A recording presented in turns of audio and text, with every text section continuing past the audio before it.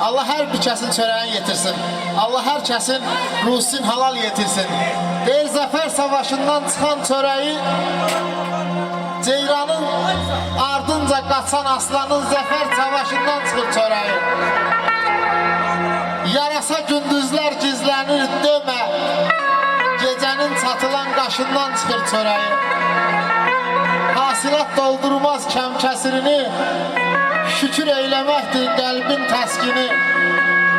Odunçu sevmər yaz, yay fəslini, ilin sərt qışından çıxır çörəyi. Dərzinin əlində parlayır qayçı, hər kəs çörəyi üçün bir cür harayçı. Gəray müəllim, dolu qazanları neynir qalayçı, qazanın boşundan çıxır çörəyi.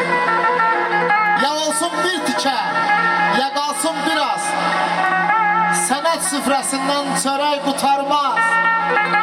Bərbər də öz başından çörək aparmaz, özgənin başından çıxır çörəyi.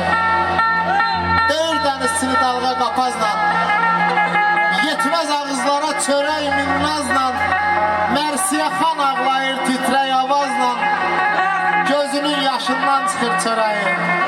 Məsim, insandır hər işin önündə, çörək qazanmağın tapıb yönündə, maşın sürənin də, sürməyənin də, şuurlu başından çıxır çörəyi. Allah hər kəsin çörəyi yetirsin. Halal və minnətsiz.